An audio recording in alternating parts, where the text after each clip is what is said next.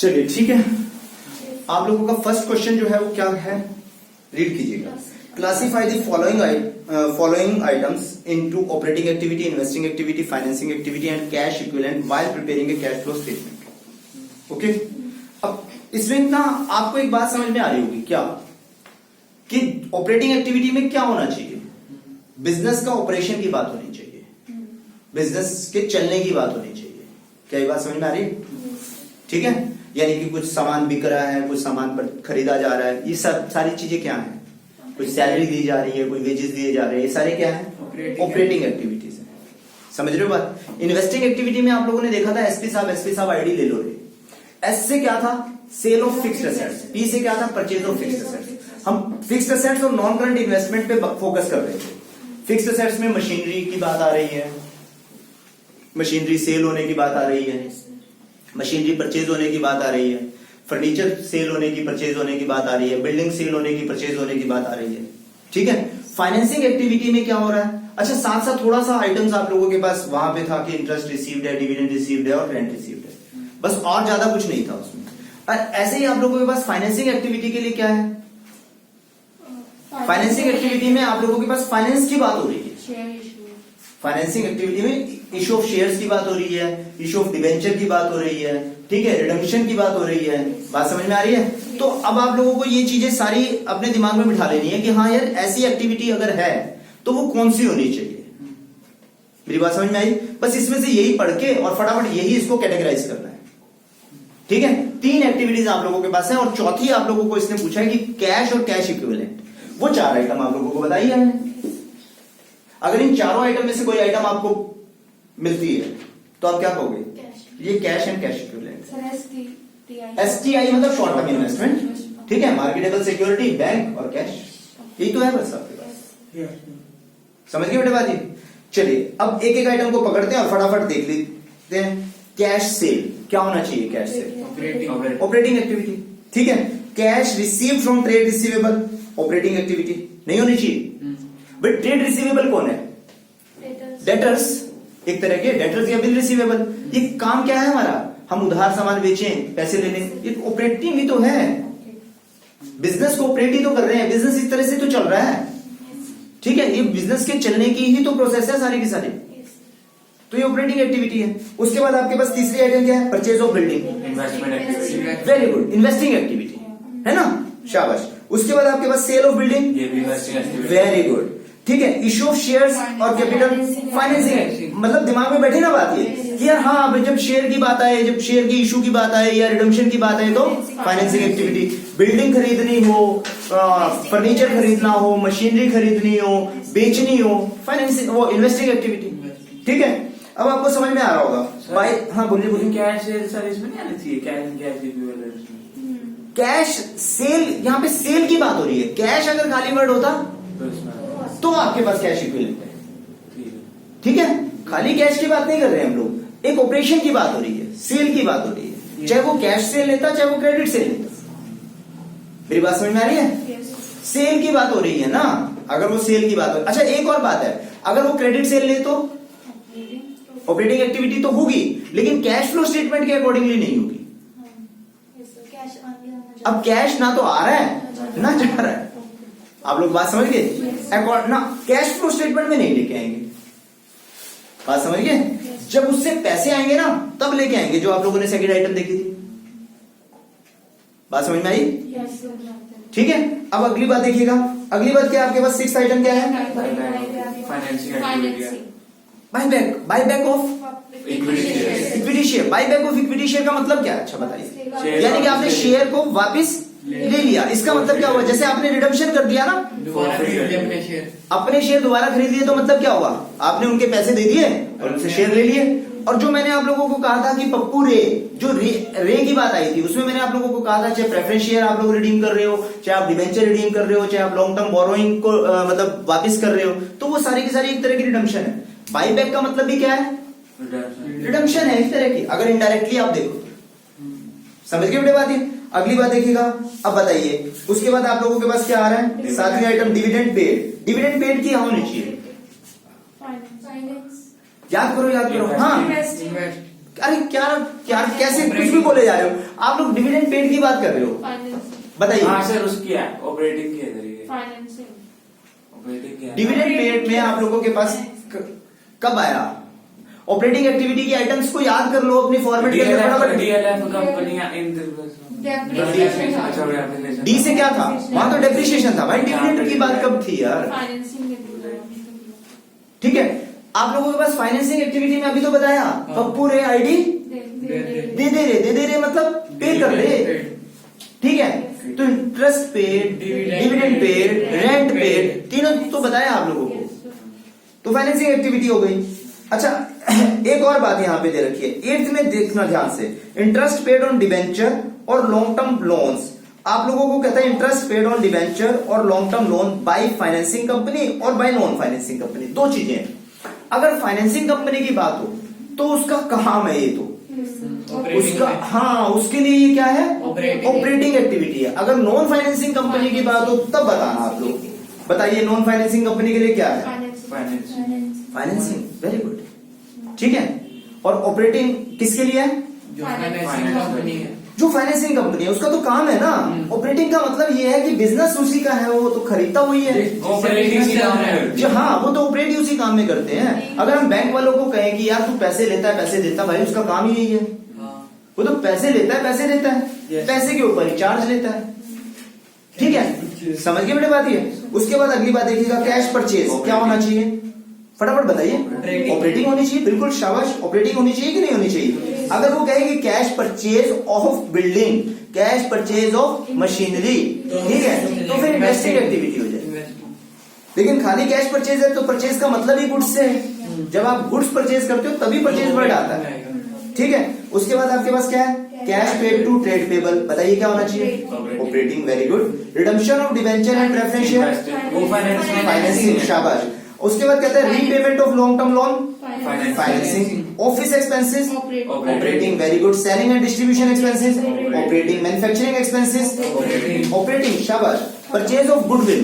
अब यहाँ पे मैं आप लोगों को एक बात समझा दूं। गुडविल के बारे में आप लोगों को एक बात ध्यान रखनी है। गुडविल के बारे में, गुडविल जो आप लोगों की होती है वो लॉन्ग टर्म के लिए होती है। ठीक है, समझ गए बेटे बात ये। वो आपको बैलेंस शीट के अंदर आपको याद होगा कि वो आप लोगों ने कहां लगाई थी? फिक्स्ड असेट्स में लगाई थी या करंट असेट्स में लगाई थी? फिक्स्ड असेट्स में, इंटेंजिबल असेट्स में आप लोगों ने काम किया था।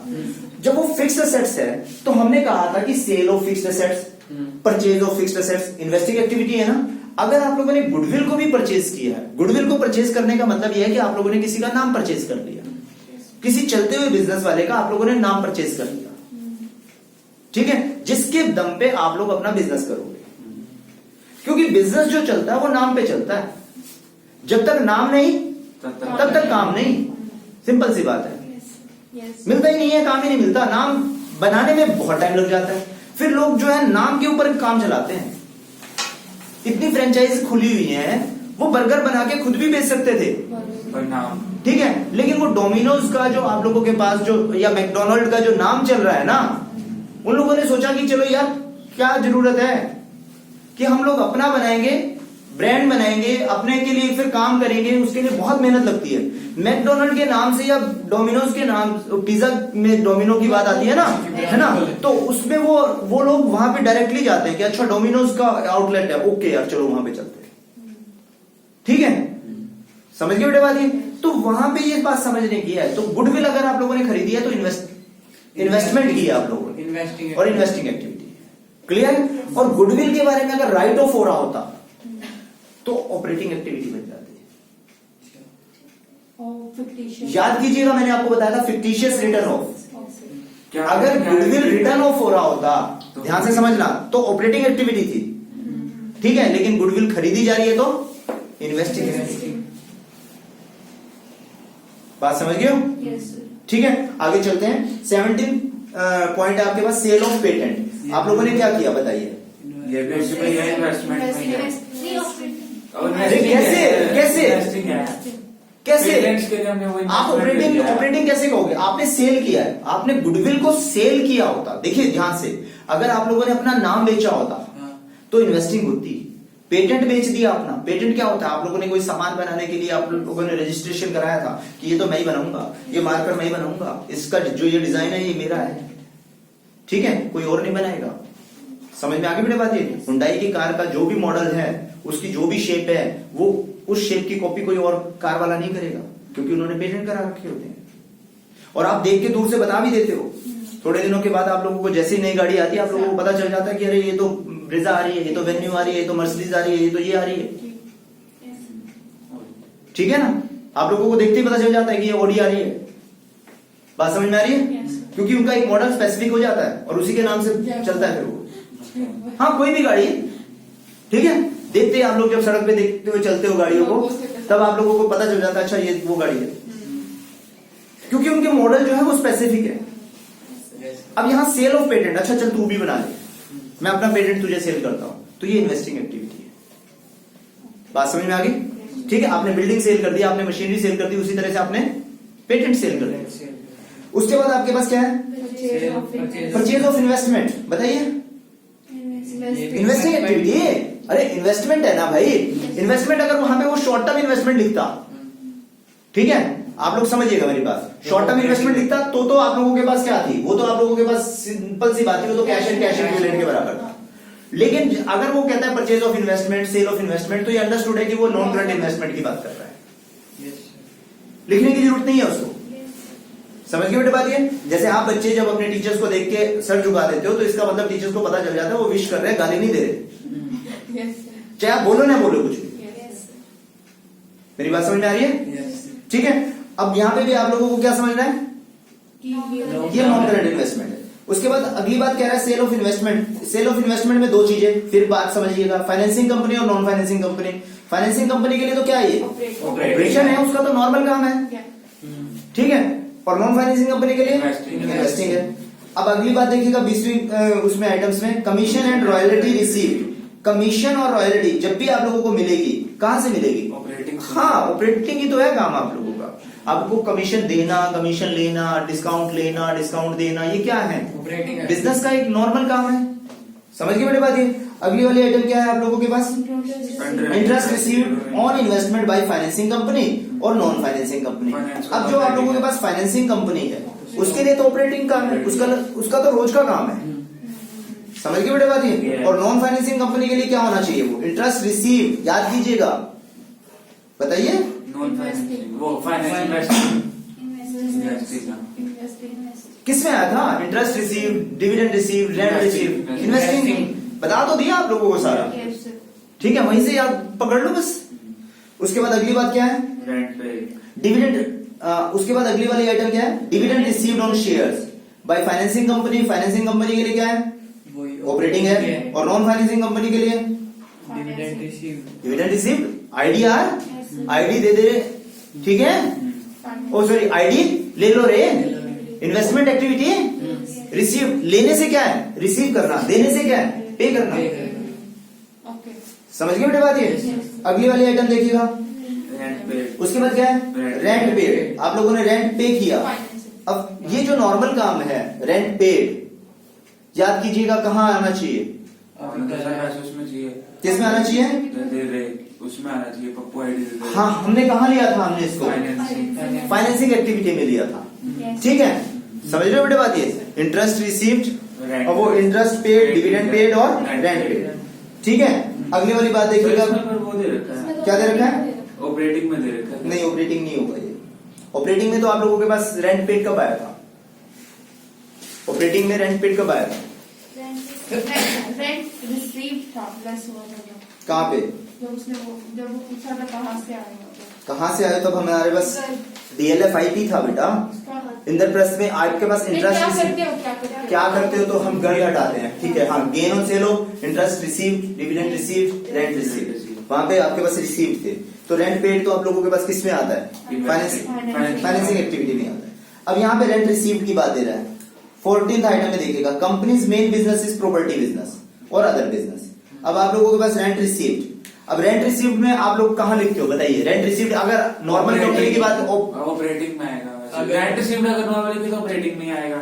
नॉर्मल के लिए कहाँ करते हो यार? नॉर्मल के लिए तो करेंगे फाइनेंसिंग। जो ये फॉर्मेट आप लोगों को बताया था वो कहाँ था बताइए? रेंट रिसीव्ड किस में था? ऑपरेटिंग में तो था, मैं भी तो वही कह रहा हूँ। इन्वेस्टिंग में भी था। अरे रेंट रिसीव्ड आप लोगों के पास कहाँ का था? ऑपरेटिंग में भी था और इन्वेस्टिंग में भी था, ठीक है। लेकिन इसने जो बोला है वो वाली बात समझिएगा। इसने कहा है कि अगर आप लोगों के पास प्रॉपर्टी बिजनेस है तो आपके पास ऑपरेटिंग एक्टिविटी है, ठीक है। लेकिन अगर अदर बिजनेस है तो रेंट रिसीव कहाँ पे लगाओगे? इन्वेस्टिंग एक्टिविटी के लिए लगाओगे। Income tax paid, income tax paid आप लोग बताइए कहाँ पे था? ऑपरेटिंग एक्टिविटी में। तो बाद में माइनस किया था कि नहीं किया था? चाहे आईटी, ठीक है। उसके बाद इनकम टैक्स रिफंड रिसीव, ये भी आप लोगों के पास क्या होता है मैं आप लोगों को बताता हूँ। यहाँ भी ये आइटम भी रिफंड अगर रिसीव होता है तो ये इनकम टैक्स रिफंड का हम लोगों ने वैसे उसमें नहीं लिया था, दिखाया नहीं था उसमें, पर चाय के पैसे ले लिए। समझ के बेटे बात, ये बिल्कुल ठीक बात है। चाय के पैसे वापस ले लिए, ठीक है। ला भैया तो चाय पी ले, नहीं तो पैसे दे दे, ठीक है। कभी कभी हम लोग आपस में दोस्त मजाक कर लेते हैं, चाय पीनी है, कहते नहीं ला फिर पैसे दे दे, चलो नहीं पीनी, ठीक है। तो समझ में आ गई बेटे बात ये? चलिए बैंक बैलेंस, बैंक में उसमें कैश है, कैश इक्विवेलेंट इनकम टैक्स कौन सा? अरे ये तो ऑपरेटिंग एक्टिविटी के अंदर, ऑपरेटिंग एक्टिविटी, ठीक है। ऑपरेटिंग एक्टिविटी में ऐड कर देंगे। उसके बाद आपके पास bank balance, short term deposit in bank, short term deposit in bank, cash and cash equivalent, investment in short term और marketable security, cash and cash equivalent, ठीक है। समझ में आई बेटे बात? ये कुछ मुश्किल है यहाँ पे? अब इससे नेक्स्ट क्वेश्चन आप लोग खुद करके देख लेंगे एक बार, ठीक है। सेकंड क्वेश्चन आप लोग एक बार अपने आप चेक कर लेंगे इसका। इसमें फाइनेंसिंग कंपनी और नॉन फाइनेंसिंग कंपनी के बारे में बातें हैं। Third question, fourth question, fifth question, ये छोटे छोटे से क्वेश्चन है बेटा। इसमें थोड़ी थोड़ी सी बातें हैं, बस इसमें अगली वाली बातें जो आएंगी वो क्या है थोड़ा सा ध्यान रखना। अगले कुछ एक दो क्वेश्चन में आप लोगों से पूछा जा रहा है क्या कि ये बताइएगा कि इनफ्लो है या आउटफ्लो है। अगर पैसे बाहर जाते नजर आए आप लोगों को तो आउटफ्लो है, अगर पैसे अंदर जाते हो हाँ इनफ्लो, ठीक है। तो वो आप लोग कर लेंगे इसको, इन क्वेश्चंस को, ज्यादा मुश्किल नहीं है, एक बार इसको चेक कर लीजिएगा। सेकंड, थर्ड, फोर्थ, फिफ्थ ये क्वेश्चंस आप लोग कर लें और फिर कल मैं आप लोगों को ऑपरेटिंग एक्टिविटी कैसे बनाते हैं, ठीक है, ऑपरेटिंग एक्टिविटी के प्रैक्टिकल क्वेश्चंस कैसे करते हैं उन पे डिस्कस करेंगे। क्या ये बात समझ में आ गई है? ये क्वेश्चन देख लें, अगर कोई प्रॉब्लम आती है तो फिर कल डिस्कस करेंगे उस पे। और वैसे मुझे लगता है कि आप लोगों को इनमें कोई प्रॉब्लम नहीं आने वाली, बड़े थ्योरेटिकल क्वेश्चंस हैं, सिंपल से क्वेश्चंस हैं, ठीक है बेटा। ये आप लोगों को आराम से हो जाएंगे, क्लियर? हाँ ठीक है बेटा, चलिए बस आज का काम खत्म।